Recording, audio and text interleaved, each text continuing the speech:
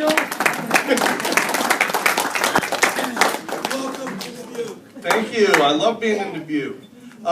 The occasion for gathering tonight is very special, and I'm very happy to be part of it. And thank you all again for coming out. It's a great group of people, of family and friends, people that have traveled a little bit to be here, and some that are probably from right around the corner.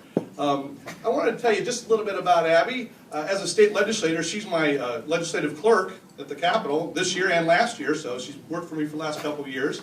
And of course, we all know the opportunities that have happened in the political realm in 2013 with Senator Harkin retiring and Congressman Braley running for that spot. And Pat Murphy has decided to run for Congress, and that opened up a House seat for the first time in 24 years right here in Dubuque. And the opportunity came, and so we talked about it, and Abby said, yeah, that might be something I might be interested in. And having been around the Capitol for a number of years, I was wanting to give her some pointers, but I think that her background really does a great opportunity for filling in the open seat that will be coming up here in Dubuque. And I know that between her junior and senior years of high school, she was accepted an appointment, a congressional appointment, to the United States House of Representatives as a page.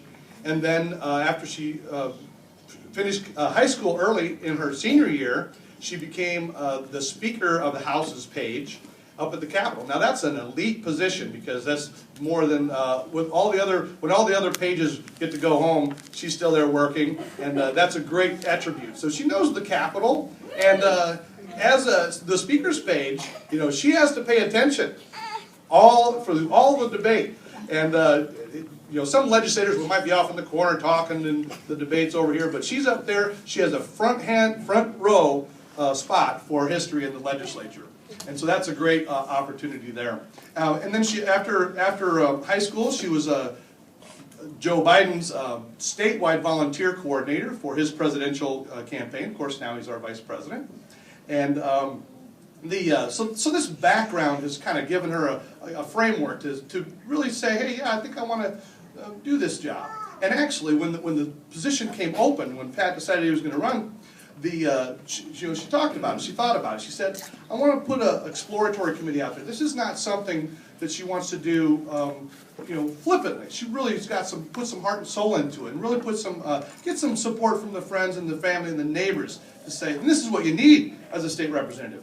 As my legislative aide, she has an opportunity to help me do the best constituent work. She already knows how to do that. That's going to be a great thing for a legislator.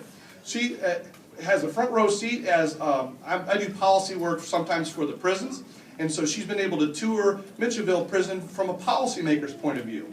And so the opportunities that she has right now is turned into some really great things for the seat. And so we're supportive of all of the people here in Dubuque and other folks that have come out tonight. But you didn't come here to hear from me, and so it's my pleasure to introduce Abby Finkenauer for Iowa House.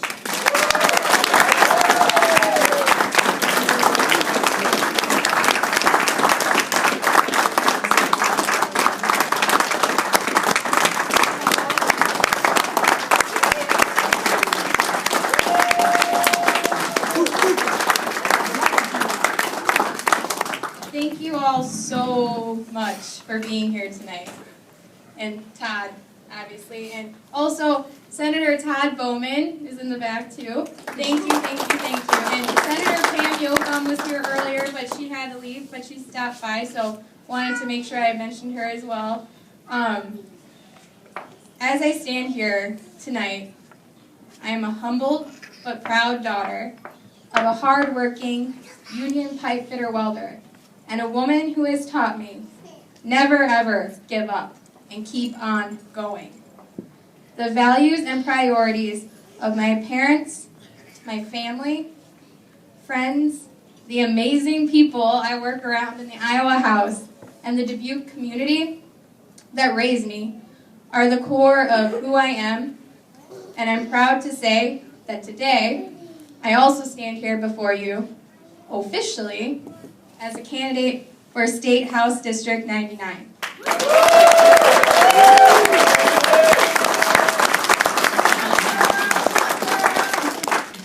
This district is home.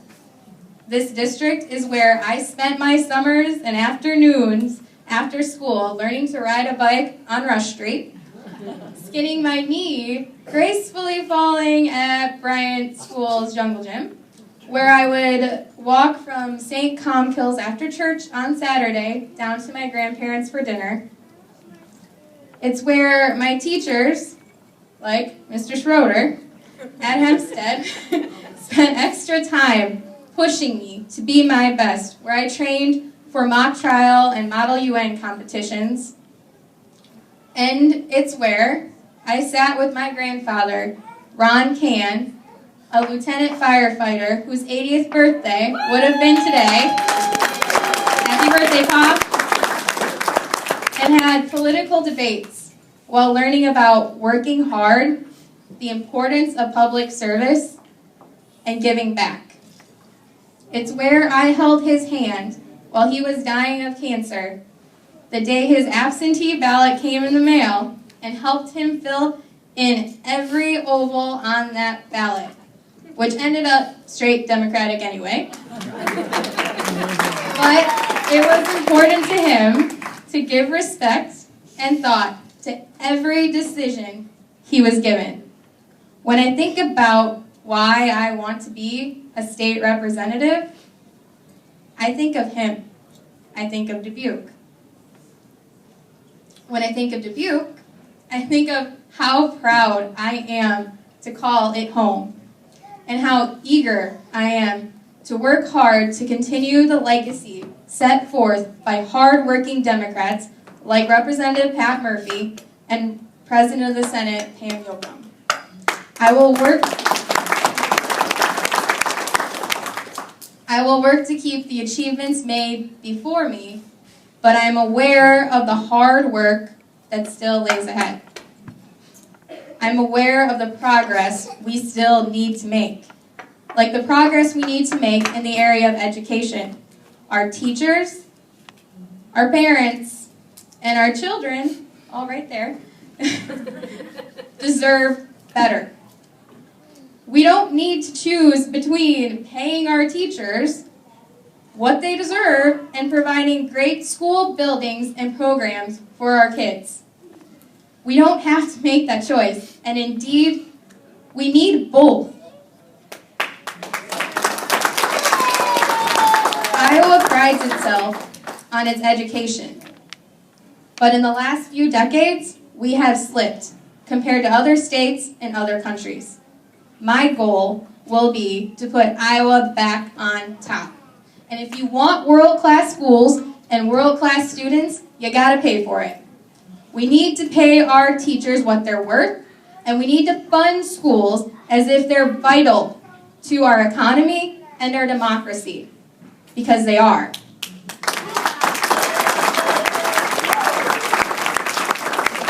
Let's not forget that teachers, not out-of-state millionaire CEOs, are the real job creators. Speaking of jobs, that's also an area we must focus on. As the daughter of a union pipe fitter welder, I know the value of a hard day's work, and I also know the value of a union job. Our world is changing, and I know Iowa and Dubuque can change with it. We need more skilled jobs, and we need more skilled workers. That's why I support policies to bring skilled jobs home, where they belong, and programs to train and retrain our workers to move our state and our country forward. We have the best workers right here in America, right here in Iowa, and right here in Dubuque, and a lot of them are standing right back there.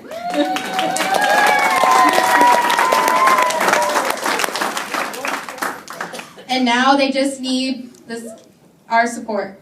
Because at the end of the day, it's like what my old boss, well, before you, Vice President Joe Biden always says, a job isn't about a paycheck. It's about your dignity. It's about your dignity. It's about your honor. It's about looking your kids in the eye and telling them things are going to be okay. That's what I'll be fighting for. And I'll do it with the energy of my youth and perseverance ingrained in my character. To this fight, I will bring new ideas and stop the talk about whether government is too big or too small, because it misses the point. It's not whether government is too big or too small, it's whether government works.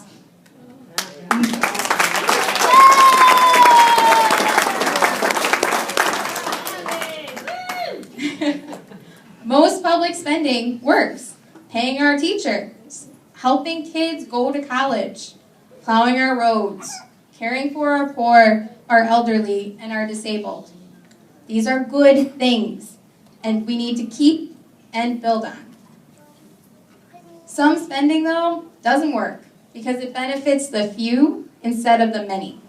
When Governor Branstad pays $40,000 to a consultant to develop a new health program that gets health insurance to fewer people than Medicaid would, at a higher cost to the Iowa taxpayer, that's a problem. That $40,000 could be another math teacher at Hempstead High School, or a set of textbooks for Irving Elementary School, or a new science lab at Washington Middle School. These are just a few of the issues I will focus on and work tirelessly to improve upon. To do that, I need you. Tonight, I'm asking you to not only invest in me, but invest in our future. With not only your time, but your donations. And what I have discovered the last few weeks is that it takes a village to start a campaign. And tonight, standing here, looking at everyone in this room, I realize I got one heck of a village.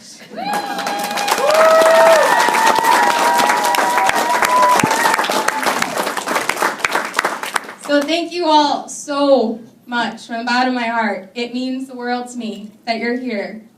And I hope you enjoy the rest of the night. Thank you.